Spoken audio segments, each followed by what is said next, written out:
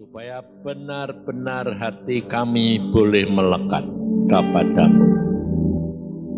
Dan apapun yang kami lakukan, seperti yang Engkau mau. Karena Engkau lihat Tuhan, kami semua ini di hadapan-Mu belum menjadi kanak-kanak, masih merupakan satu pemuda yang belum mengenal akan dirinya sendiri. Maka dari itu Tuhan, hamba-Mu mohon anugerah daripada-Mu. Tolongi kami, belas kasihani kami, ukur kami menurut apa yang Kau mau. Hamba-Mu sampaikan pesan yang Engkau berikan. Terima kasih Tuhan, karena Engkau-lah segala-galanya bagi kami. Dalam nama Tuhan Yesus kami percaya dan mengucap syukur. Amin. Saudara, saya hanya sebagai hamba Tuhan yang menyampaikan apa yang Tuhan lihat dan suka saat ini. Maka dari itu kita buka firman Tuhan di dalam Yohanes, kitab Yohanes yang terakhir 21. Waktu saya duduk di situ, saudara, saya berdoa Tuhan, saya lihat semangat kamu. Itu sungguh-sungguh saya bilang, luar biasa Tuhan. Lalu Tuhan mengatakan pada saya gini, itu yang membuat saya jadi bingung, saudara. Kamu tahu keadaan anak-anak muda sekarang ini, di tempat ini? Enggak tahu, aku bilang itu. Semangatnya luar biasa. Ini keadaannya persis seperti aku bertanya kepada Petrus, adakah engkau mengasihi aku? Nah, sehingga seolah-olah kan bertentangan, ya toh? Sedang semangat-semangatnya, sedang keadaan yang mendorong kita mau masuk ke dalam pesta raja-raja. Itu kan semangat itu kan luar biasa. Saudara tahu, Petrus itu pada waktu setelah dia jatuh menyangkal Tuhan, dia akan mau kembali ke dunia, cari ikan lagi, kepada yang lama, pekerjaan yang lama. Tetapi pada waktu dia sudah bekerja tidak mendapatkan apa-apa, semalam suntuh. Berarti kehendak dia, rencana dia untuk kembali kepada masa lalunya, semua tidak membawa hasil. Hanya karena firman Tuhan, semua itu akan berhasil. Karena pada waktu sudah tidak berhasil, lalu Tuhan mengatakan, tebarkan jalamu di sebelah kanan, baru dapat. Setelah dapat sekalipun, Petrus tidak tahu bahwa itu Tuhan. Yang tahu adalah Yohanes. Setelah Yohanes tahu, mengatakan, itu Tuhan. Orang pertama yang tidak sabar juga Petrus. Dia pakai pakaiannya karena dia tidak berpakaian, pakai celana dalam tok. Dia pakai pakaiannya karena mau ketemu sama Tuhannya. Dia pakai pakaian terjun ke air, terus dia mendahului. Saudara tahu? Semangat itu loh yang sekarang ini sedang ada pada diri Anda. Apakah itu salah? Tidak. Maka dari itu saudara harus tahu penilaian Tuhan terhadap pribadi kita, supaya kita sampai ke tempat yang Tuhan kehendaki. Makanya saya tadi katakan, inilah doa kita Tuhan. Apa yang kami buat supaya itu kehendak-Mu. Nah, itu salah satu yang saya katakan, paksakan Tuhan. Rencana-Mu dan kehendak-Mu dalam diriku. Saudara tahu, belakangan ini, jadi berapa bulan atau mulai tahun ini, saya tiap pagi itu kalau berdoa, saya tidak minta yang lain, kecuali apa? Paksakan rencana dan kehendak dalam hidupku. Apa yang hari ini aku harus lakukan Tuhan? Apa hari ini yang aku harus katakan Tuhan? Sebab aku tahu, aku punya watak itu emosional. Mau menang sendiri. Tak mungkin Tuhan, aku dapat menyenangkan hatimu kalau bukan Engkau yang memaksa aku. Maka dari itu saudara, pada waktu saya di situ, saya terus terang jujur bengong sendiri, lihat, aduh Tuhan, semangat daripada anak-anak muda demikian luar biasa. Tapi kamu perhatikan, Tuhan cuma datang begini. Yohanes 21 ayat 15. Sesudah sarapan, Yesus berkata kepada Simon Petrus, bukan kepada Yohanes, bukan kepada yang lain. Simon anak Yohanes, apakah engkau mengasihi aku lebih daripada mereka ini? Jawab Petrus kepadanya, benar Tuhan, Engkau tahu bahwa aku mengasihi Engkau. Kata Yesus kepada Petrus, gembalakanlah domba-dombaku. Saya itu terus terang jujur saudara, bahasanya pun tidak ngerti. Artinya pun tidak ngerti. Sebetulnya sama dengan Petrus. Waktu ditanya berkali-kali, baru sadar. Pertama kali Tuhan tanya, apakah engkau mengasihi aku? Jawabannya selalu apa? Selalu apa? Perhatikan. Ya tak? Jawab Petrus kepada, benar Tuhan, engkau tahu bahwa aku mengasihi engkau. Benar Tuhan, bahwa aku mengasihi engkau. Tetapi tanyaan yang ketiga, setelah ditanya 2 kali, 3 kali dia bilang, apakah engkau mengasihi aku? Dan ia berkata pada Tuhan, engkau tahu segala sesuatu. Engkau tahu, sampai 2 kali diulangi, engkau tahu bahwa aku mengasihi engkau. Ini loh saudara. Kita itu harus sadar bahwa mengasihi Tuhan itu ternyata ukuran Tuhan beda dengan apa yang menjadi kehendak kita.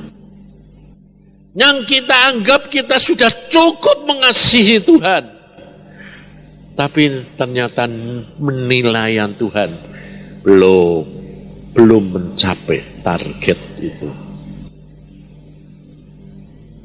Kenapa? Karena kita terdiri dari roh, jiwa, dan tubuh. Belum masuk ke dalam dunia roh dan jiwa dan tubuh. Padahal kalau kita mengasihi Tuhan, yang dituntut oleh Tuhan adalah apa? Roh, jiwa, dan tubuh. Jadi harus lengkap. Makanya sampai saya pernah bertanya karena begini, ini pengalaman hidup dengan Tuhan. Pada waktu orang itu meninggal, ayah saya sendiri pada waktu meninggal, saya tanya sama Tuhan, Tuhan, kenapa papa ini kok enggak boleh masuk langsung ke tempatnya di surga? Terus Tuhan mengatakan begini, kamu lihat, ayahmu harus dibersihkan, disembuhkan daripada sakitnya. Diberi makan daun kehidupan, diberi obat daun kehidupan. Saya tuh tidak ngerti, kurang apa ya Tuhan? Karena ternyata ikatan dia dengan Mammon begitu kuatnya. Sampai sebelum meninggal kurang 2 minggu, Tuhan ngomong sama saya begini, lihat tuh bapakmu, aku mau bawa dia pulang. Aku bilang, loh, dia sedang di kursi apa tuh, kursi goyang. Saya bilang, Pak, engkau tuh siap-siap loh Pak. Kenapa sih Pak kok engkau tidak mau lepas dari uang? Dia berkata apa saudara? Dia berkata apa? Aku mau nang, tapi aku tidak mampu. Bayangin saudara. Seorang hamba Tuhan yang rajin membaca Alkitab, rajin berdoa, melayani, hidupnya hanya untuk doa. Siapa yang tahu kalau masih ada ikatan? Kita tidak pernah tahu bahwa ternyata kita ini adalah mempunyai watak perangai yang semuanya itu tidak ada yang benar di hadapan Tuhan. Kesombongan kita, keakuan, sehingga pada waktu itu saya mengatakan, Tuhan, ayahku kurang apa? Lalu Tuhan berkata, ikatannya itu belum bisa lepas. Bagaimana caranya lepas? Nah, inilah. Ternyata tidak ada seorang pun yang bisa melepaskan ikatan kita dengan dunia ini, kecuali Yesus Tuhan. Dan bagian kita apa? Menyerah total. Merelakan semua-semuanya. Ternyata itu kuncinya cuma hanya satu. Tuhan Yesus berkata, kalau engkau mau menjadi muridku, lepaskan, tinggalkan semua-semuanya. Ini kata-kata bukan hal yang gampang, saudara. Kata-kata yang sangat-sangat sulit. Karena apa? Karena kita semuanya punya watak yang egois, yang mau mengasihi diri sendiri, yang mau menggenapkan kehendak kita. Maka dari itu, pada waktu Saya tanya ayah begitu, saya pun tidak tahu. Ternyata bukan hanya uang saja, tapi gengsi. Apa itu? Aku sampai, kenapa ya Tuhan, papa tidak boleh. Kamu nanti lihat, nah itu loh saudara. Tuhan itu bukan seperti yang kita harapkan. Jelas kayak gitu loh Tuhan. Segala sesuatu kita mau terima. Betul enggak? Ya toh? Tuhan enggak gitu. Saudara dan saya harus belajar mengenal dia. Kalau dia mengenal kita, itu memang dia punya kuasa, dia punya hak karena kita ciptaannya. Tapi yang Tuhan tuntut, kenali aku. Maka dikatakan lekatkan hatiku. Itu pun tidak bisa kalau tidak Tuhan yang mengaruniakan. Makanya akhirnya si Salomo berkata, semuanya sia-sia. Karena mengalahkan watak itu sungguh-sungguh bukan hal yang gampang, saudara. Dan ternyata pada waktu setelah 3 tahun, baru saya dilihatkan oleh Tuhan, bapakku malam-malam menemui saya mengatakan begini, Yusa, no papa. Lalu dia berkata, sekarang aku sudah boleh masuk ke bait Allah. Hah? Kaget aku. 3 tahun. Jadi ternyata dia bayar di sana diobati itu 3 tahun.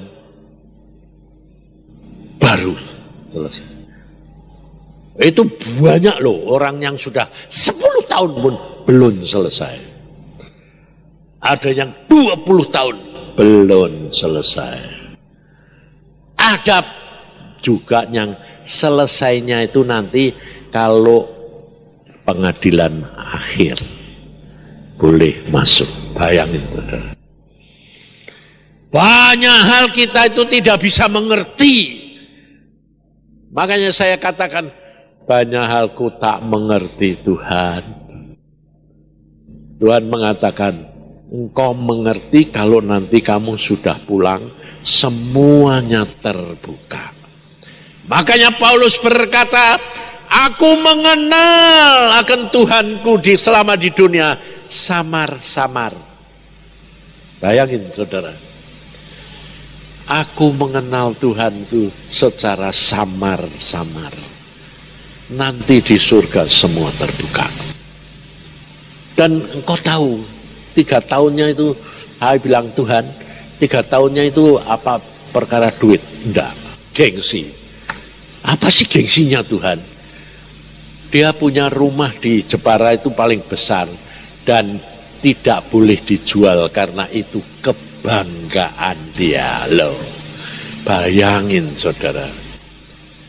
Hanya ikatan pikiran kayak begitu. Itu pun kesombongan. Aku sampai, pantesan secara daging rumah itu tak jual, tidak bisa. Jadi pada waktu ayah meninggal, saya ngomong sama bapakku loh ini, ngomong. Demikian papa pulang, rumah Jepara tak jual, tak bagi buat saudara semua. Bukan untuk aku, tapi aku bagi. Bapakku pun ngomong loh saudara pada waktu itu. Kalau aku sudah meninggal silahkan jual. Loh, berarti izin sudah. Tidak dipegangi dia. Tapi di hadapan Tuhan belum.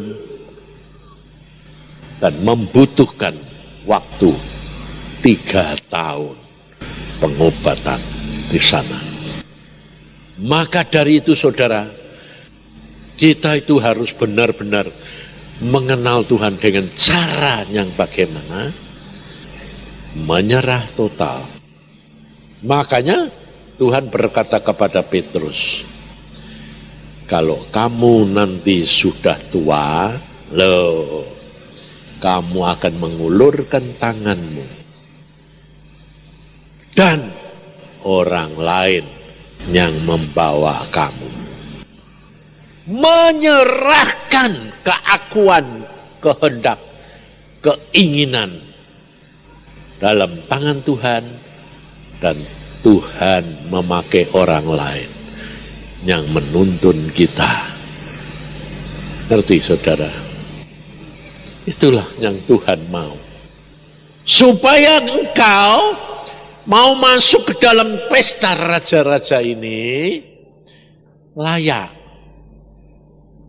Karena Tuhan mengatakan beberapa orang sudah mendapatkan penglihatan.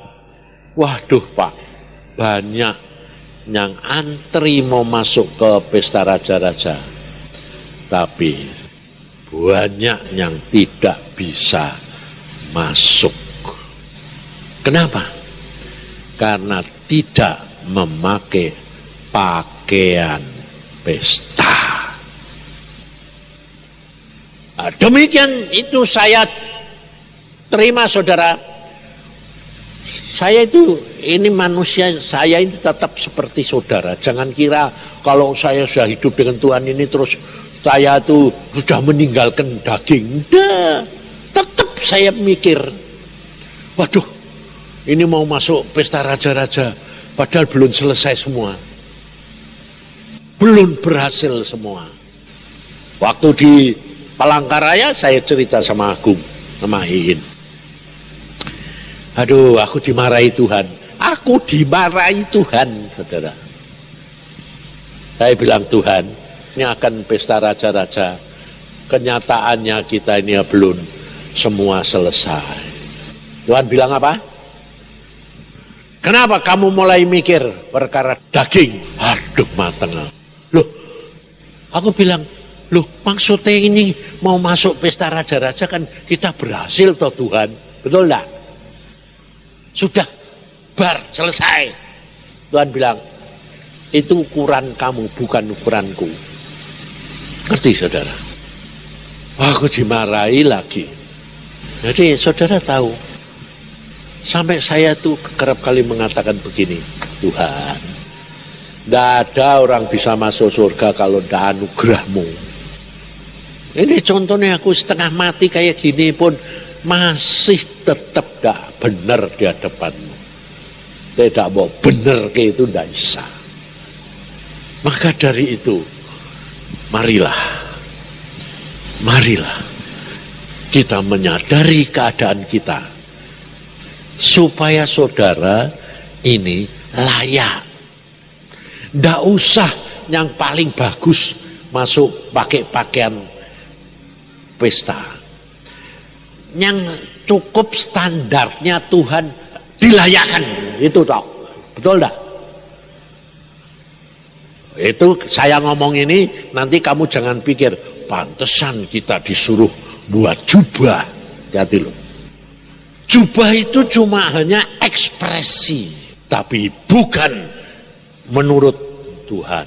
Kalau kamu suruh pakai jubah karena Tuhan yang merintah, beda. Jadi kita nanti lihat, nanti kan banyak yang pakai jubah, terutama Mahanaim. Sama di sini mungkin ya, sini juga toh. Mahanaim sama JKI semua toh, semua siap jubah toh. Jadi nanti ini holy penuh dengan jubah, bubai macam-macam toh. Ngerti dah? Hati-hati loh. Tidak semua yang pakai jubah itu dari Tuhan, tapi lebih banyak yang menurut pikirannya sendiri. Nah, sebaliknya saudara, saya itu tidak pernah mikir jubah-jubah gitu, tidak pernah mikir saya. Yang sibuk siapa? Orang lain. Dikasih tahu Tuhan, bikinkan Yusa jubah. Jadi bukan saya. Ayo, itu anugerah atau itu jatah?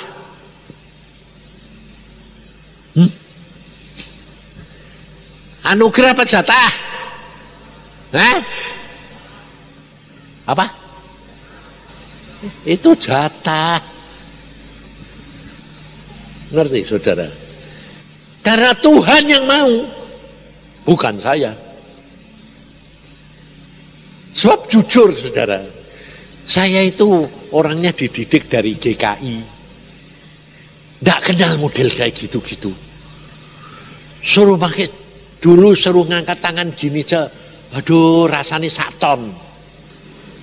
Tepuk tangan, aduh susahnya loh. Ini suruh pakai jubah, aduh Tuhan. Ngerti saudara? Tapi Tuhan itu mengatakan, kamu hambaku, nurut. Ngerti saudara? Yang dituntut oleh Tuhan adalah apa? Kerendahan hati dan menyerahkan semua dalam tangan Dia.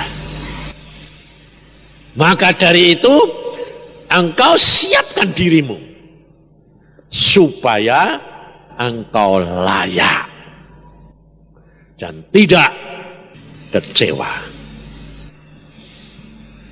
Sebab susah sekali untuk membuat orang lain, meragukan orang lain.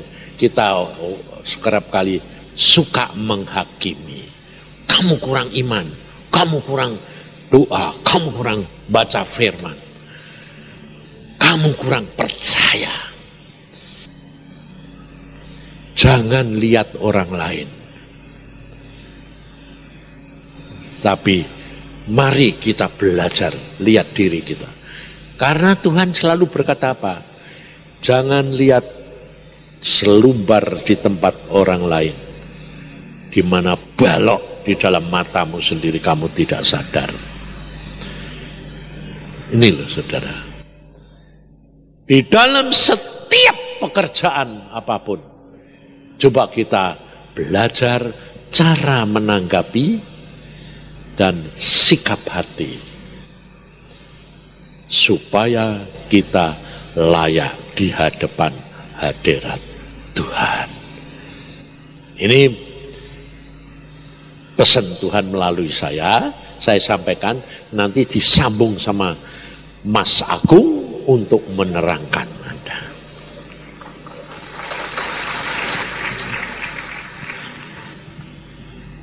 Saya ini bersyukur Tuhan kalau panggil saya nggak pernah panggil Petrus, saudara. Jadi tidak pernah keroso apa-apa sebetulnya. Dan bagus itu, kalau manggil Agung jadi Agung terus, saudara, itu masalahnya. Saudara dipanggil Tuhan, apa itu persoalan, saudara? Saya berharap Tuhan panggil Anda dengan panggilan yang ajaib. Lagi kita lihat Yohanes 20. Saya teruskan sedikit, saudara. Beberapa hal Tuhan tunjukkan sesuatu dan saya percaya Tuhan mau kita belajar sesuatu. Yohanes 21 ayat 15. Sesudah sarapan, Yesus berkata kepada Simon Petrus, Simon, anak Yohanes, apakah engkau mengasihi aku lebih daripada mereka ini? Jawab Petrus kepadanya, benar Tuhan, engkau tahu bahwa aku mengasihi engkau. Kata Yesus kepadanya, gembalakanlah domba-dombaku. Kata Yesus pula kepadanya untuk kedua kalinya, Simon anak Yohanes, apakah engkau mengasihi aku? Jawab Petrus kepadanya, benar Tuhan, engkau tahu bahwa aku mengasihi engkau. Kata Yesus kepadanya, gembalakanlah domba-dombaku. Kata Yesus kepadanya untuk ketiga kalinya, Simon anak Yohanes, apakah engkau mengasihi aku? Maka sedih hati Petrus, karena Yesus berkata untuk ketiga kalinya, apakah engkau mengasihi aku? Dan ia berkata kepadanya, Tuhan, engkau tahu segala sesuatu. Engkau tahu bahwa aku mengasihi engkau. Kata Yesus kepadanya, gembalakanlah domba-dombaku. Aku berkata kepadamu, sesungguhnya ketika engkau masih muda, engkau mengikat pinggangmu sendiri, dan engkau berjalan kemana saja kau kehendaki. Tetapi jika engkau sudah menjadi tua, engkau akan mengulurkan tanganmu dan orang lain akan mengikat engkau dan membawa engkau ke tempat yang tidak kau kehendaki. Dan hal ini dikatakannya untuk menyatakan bagaimana Petrus akan mati dan memuliakan Allah. Sesudah mengatakan demikian, ia berkata kepada Petrus, ikutlah aku. Saudara, kalau Anda teliti membaca ayat ini, ada hal yang menarik. Ini merupakan Injil Yohanes. Artinya Roh Kudus memakai Yohanes untuk menuliskan akan Injil ini. Nah, perikop yang kita baca ini kalau Anda memperhatikan, Yohanes itu menyebutnya Petrus. Atau paling tidak dia mengatakan ini tentang Simon Petrus. Tetapi Yesus sendiri 3 kali memanggilnya Simon anak Yohanes.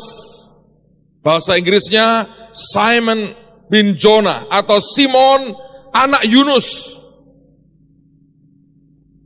Lihat nggak perbedaannya? Secara manusianya, secara narasinya mengatakan, ini Petrus, ini Simon Petrus.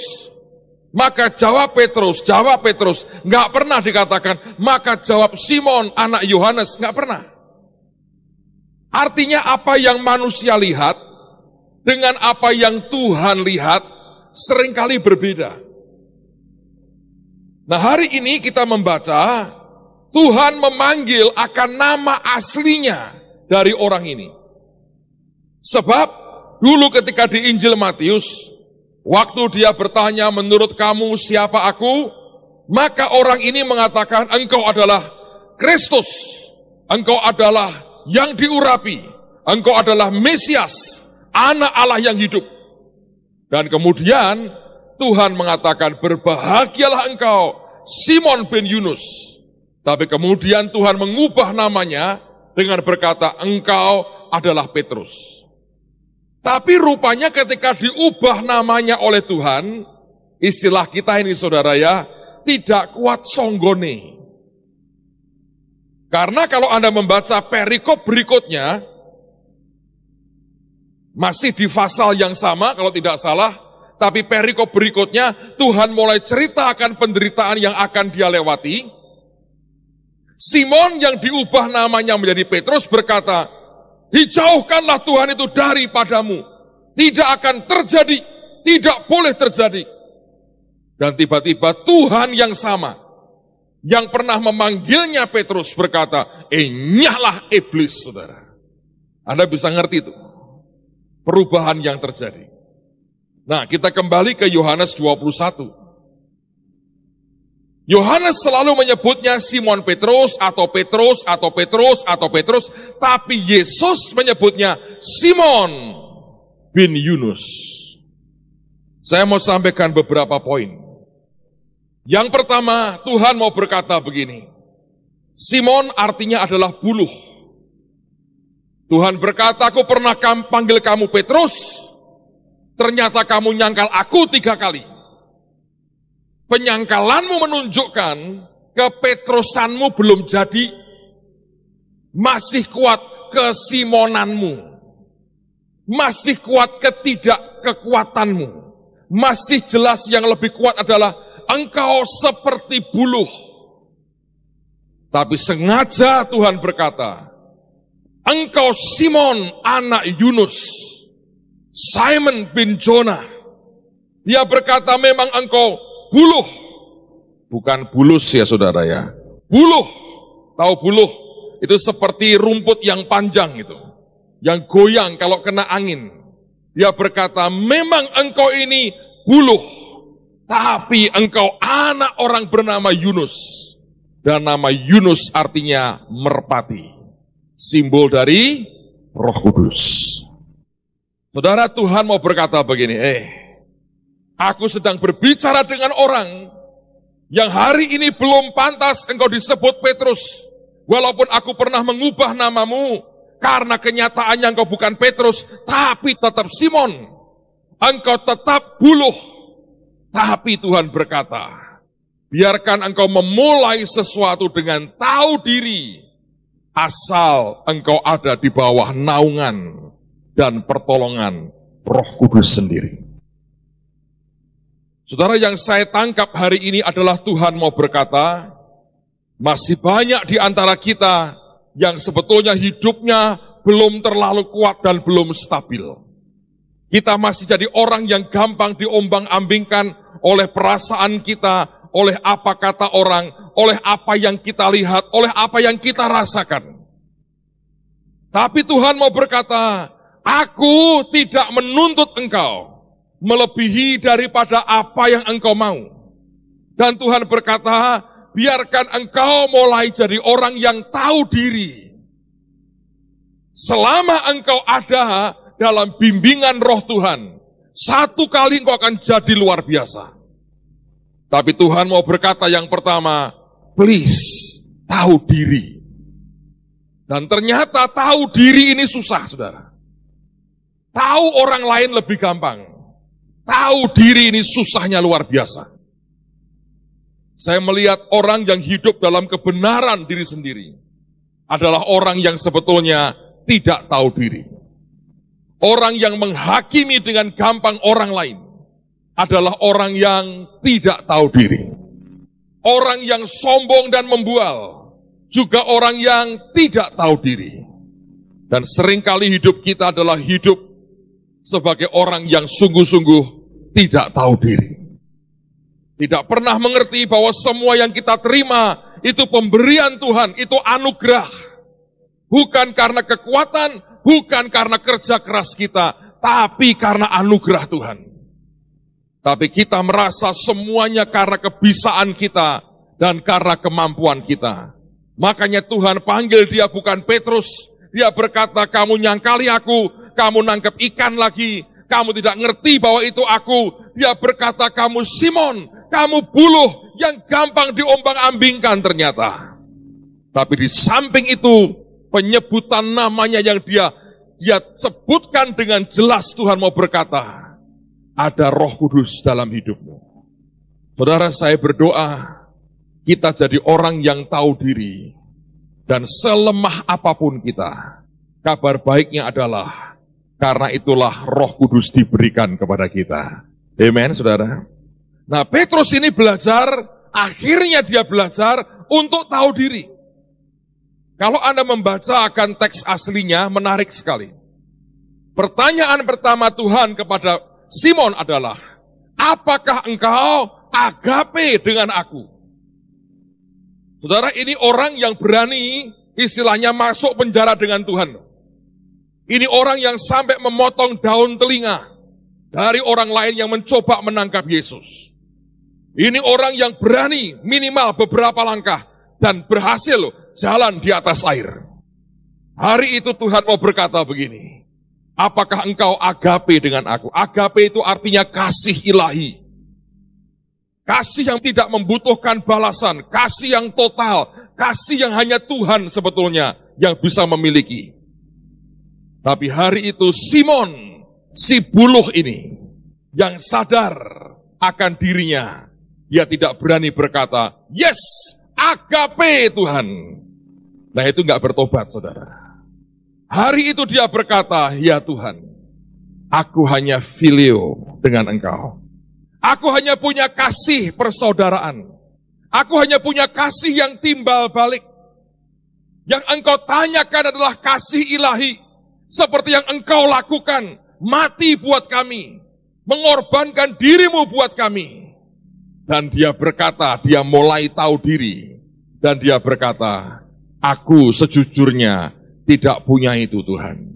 Aku hanya punya kasih persaudaraan. Aku hanya punya kasih yang timbal balik.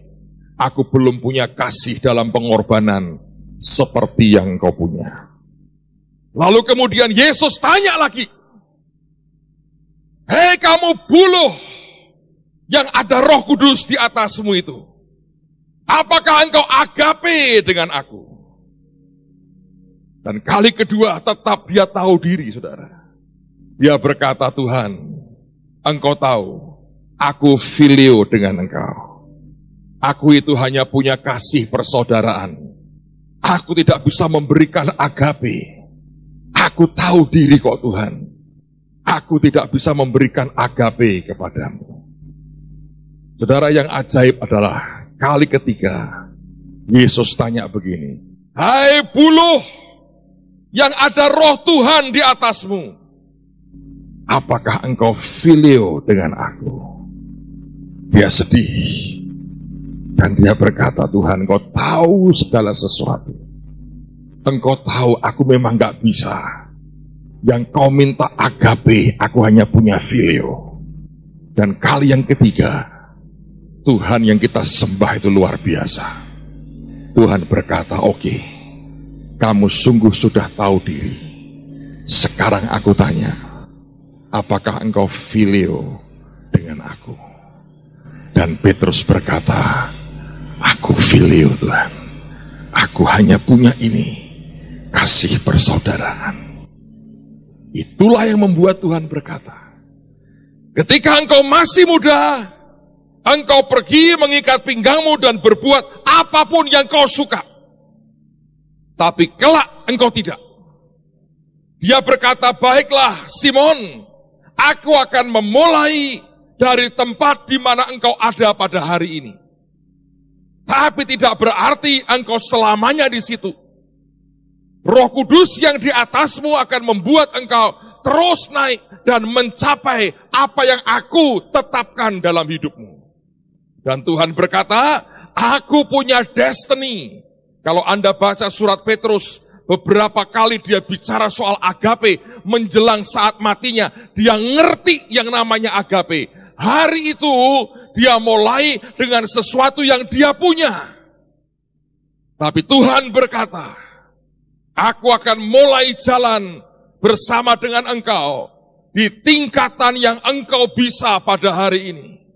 Dan dia berkata, Roh Kudus yang di atasmu, hai buluh, dia berkata, akan membuat satu hari engkau sungguh-sungguh naik. Dan engkau akan ngerti yang namanya agape itu. Betapa luar biasanya Tuhan kita. Dia tidak tuntut apa yang engkau tidak bisa hari ini. Dia mau ajak engkau jalan, startnya di tingkatan di mana engkau berdiri pada hari ini. Amen, saudara. Saya ini belajar beberapa hal. Saya masih ingat ketika saya memulai pelayanan, bahkan belum mulai pelayanan. Kami dari background keluarga yang sangat sederhana sekali.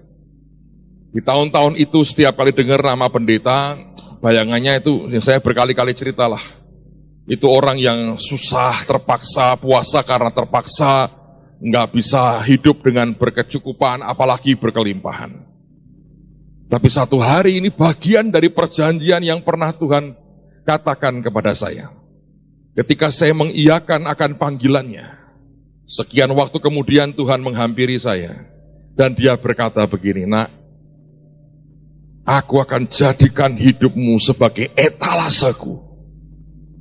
Saya kaget, apa Tuhan maksudnya? Engkau menjadikan aku etalasemu. Dia berkata, coba lihat di mall, lihat di toko. Kalau toko itu jual sesuatu, yang dipajang paling bagus, itu apanya? Etalasenya. Supaya setiap orang yang lewat noleh, dan kepingin masuk, lalu dia masuk. Tuhan berkata, jangan kamu khawatir, nak. Aku jadikan kamu etalaseku. Aku akan dandani hidupmu. Aku akan dandani kamu. Belakangan saya tahu, saudara, Alkitab mengatakan, Yesus berkata loh, lihatlah bunga bakung yang di padang. Salomo dengan segala kemegahannya tidak sama seperti bunga itu yang didandani oleh Tuhan. Bayangin, Tuhan kita ini suka dandani. Kalau Anda lagi penyok dan bonyok dan gawat, dia bukan kenteng magic, saudara. Dia punya sentuhan yang ajaib, saudara. The touch of miracle ada pada dia. Anda disentuh, didandani, saudara. Kalau Anda ngerti orang jual beli mobil, dia beli mobil yang agak sudah seran kemes, ngak, didandani sama dia. 3 bulan kemudian keluar, orang terpesona. Itu cara didandani. Tuhan bisa dandani hidupmu. Siapa yang kepengen ditandani Tuhan? Angkat tanganmu. Sudah saya duga, semua orang pasti suka. Harus itu nikmati. Saya berpikir bahwa itulah yang paling hebat. Pada waktu itu saya berkata, Tuhan, amin. Aku mau Engkau dandani aku. Tapi setelah sekian belas tahun jalan dengan Tuhan, saudara. Sampai akhirnya sekian puluh tahun jalan dengan Tuhan, tiba-tiba saya sadar sesuatu. Bukan dari manusia saya. Roh Kudus yang tiba-tiba mengusik hati saya. Dia berkata begini, nak, kamu masih ingin terus jadi etalase Tuhan. Loh, jadi etalasenya itu enak loh, saudara. Didandani betul. Mobil yang kita pakai, dia sediakan. Rumah yang kita diami, dia sediakan. Semuanya didandani Tuhan. Luar biasa ini. Kalau Anda jalan itu, saudara, ya, itu sudah duit kok ini. Puluhan juta, cepet yo, bergerak bersama dengan badanmu. Kalau perlu begitu, ini istilah kasarnya. Itu namanya didandani Tuhan. Orang lihat, cuma lihat aja kena lampu sorot begini, bling, bling, bling, bling. Pak, itu beling, Pak. Ngece tenan, bukan ya, asli ini, saudara. Itu orang didandani. Dan Roh Kudus berkata gini, nak, apakah kamu suka terus didandani, jadi etalasenya Tuhan begini? Nah, pertanyaan itu selalu dari yang saya kenal, itu bukan itu tujuannya. Roh Tuhan kalau dengan saya, mesti dia mancing dengan pertanyaan, saudara. Nah, pertanyaan itu ada purpose-nya, ada tujuannya. Saya bilang, Tuhan, maksudmu apa sebetulnya? Ya, apakah engkau masih menikmati jadi etalasenya? Saya berkata, pasti jawabannya harusnya yang benar tidak, saya bilang. Udah hafal saya. Lalu kemudian saya lihat bisa dia senyum dan dia berkata, ya, kamu tahu kalau kamu datang ke toko berlian, ya, nanti kalau nggak percaya pulang cari toko berlian, saudara. Lihat di etalase. Bagus-bagus nggak? Bagus kan? Nggak mungkin cincin yang bosok, yang sudah ora karo-karuan, kena kotoran, dibungkus godong, nggak mungkin. Ditata begitu bagus. Etalase kok. Etalase. Berlian ya, toko berlian ini. Lihat etalase. Wah, orang lihat tuh. Matanya mulai melotot. Anda ke toko jam tangan yang mahal, di depan ada etalasenya. Terus Roh Kudus berkata begini, apakah itu yang paling baik? Apakah itu yang paling mahal? Apakah itu yang paling precious? Saya kaget. Enggak. Sebab kalau Anda tanya toko berlian, ini yang paling bagus. Dia bilang, hahaha, enggak. Saya masih punya. Yang mana? Dia tanya, yang harga berapa kau mintanya? Ya 200 juta. Kalau 2 miliar mau saya tunjukin. Kalau Anda ke etalase yang paling mahal, nggak mungkin dipajang di depan. Dia simpen baik-baik. Terus Tuhan berkata begini, kamu sudah capek belum jadi etalase? Ya rotok sumuk si Tuhan, banyak sorotan, itu kan lampu. Dia bilang, senangkan hatiku nak, senangkan hati Bapamu, biar terus dibentuk Tuhan. Tiba-tiba kamu hilang dari etalase, tapi engkau disimpan di lemari besi rangkep 300 karena saking mahalnya. Dan itu seperti mutiara yang dicari seorang saudagar sampai dia harus jual semua yang dia punya untuk mendapatkan itu. Hari ini, saudara, tiba-tiba keinginan untuk bling hilang. Walaupun kalau diberi tetap saya terima, saudara sekalian. Nah, tapi kejaran hatinya itu sudah nggak lagi itu. Sudah nggak lagi yang di dunia. Tapi saya nikmati banyak memang. Yang saya berkata, Tuhan, jadikan aku sesuatu yang kau simpan dan precious di matamu. Yang saya tiba-tiba keinginan hati itu berkata, aku pengen jadi sesuatu yang tiap malam Tuhan kulihat dengan mata berbinar-binar, ora tak pajang nak, aku nikmati hidupmu. Dari bawah, di bawah. Tahu diri. Sejujurnya saya pertama senang banget etalase. Tapi saya tahu it's over. Selesai. Kalau Anda perhatikan sebetulnya, sekian tahun terakhir, saya hampir-hampir tidak pernah cerita berkat pribadi yang Tuhan berikan dalam hidup saya. It's over. Saya berkata, bukan artinya dia berhenti memberkati, tapi terlalu precious dan terlalu mahal dan ngundang perampok kalau dipajang di depan saudara. Dan Tuhan mau Anda jadi mutiara pribadinya, berlian pribadinya, sesuatu yang di mata Tuhan luar biasa. Dan percayalah, kalau itu berharga di mata Tuhan, dia simpan kita dengan baik di tempat yang terbaik. Dia jaga suhunya semuanya, dan dia make sure tidak ada kerusakan dalam kehidupan kita. Amen, saudara. Beberapa hari yang lalu saya ngobrol dengan Bu Iin. Dia punya istilah yang berbeda, yang menurut saya cukup gawat istilahnya, tapi itu betul. Dia berkata begini, selama ini kita berkata, Tuhan, aku ingin menyukakan hatimu, aku ingin menyenangkan hatimu, aku ingin membuat engkau berkenan dengan hidupku. Bagus kan saudara? Sesuatu yang membuat Tuhan suka, Tuhan berkenan, Tuhan happy dengan kita. Tapi dia berkata begini, aku temukan satu tingkatan lagi. Dia berkata, selama ini kita kenal, kita ini tawanan roh. Roh Tuhan yang menawan kita. Tapi aku temukan satu tingkatan lagi. Apa itu? Coba buka Kidung Agung. Kidung Agung pasal yang ke-6 ayat 12. Tak sadar diri aku. Ini yang ngomong mempelai laki-laki itu. Ini gambaran Tuhan. Sampai Tuhan tak sadar diri itu artinya gini. Dia sampai enggak ngeh.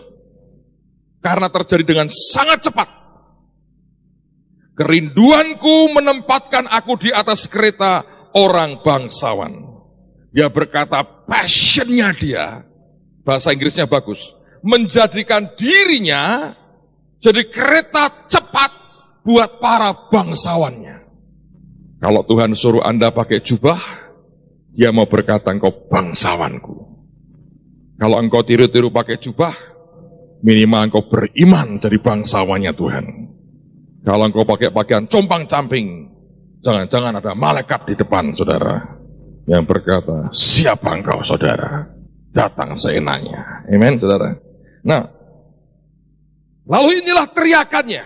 Teriakan seorang raja. Kembalilah, kembalilah ya gadis sulam. Kembalilah, kembalilah supaya kami dapat melihat engkau. Orang kalau jatuh cinta kan saking seneng kepengin ketemu.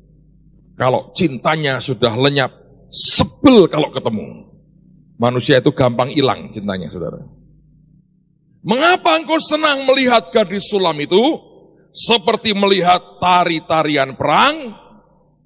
Bahasa Inggrisnya ini tarian Mahanaim. Tapi jangan ngomong sama orang Mahanaim, saudara. Nanti bangga banget mereka khotbah ini terus, saudara.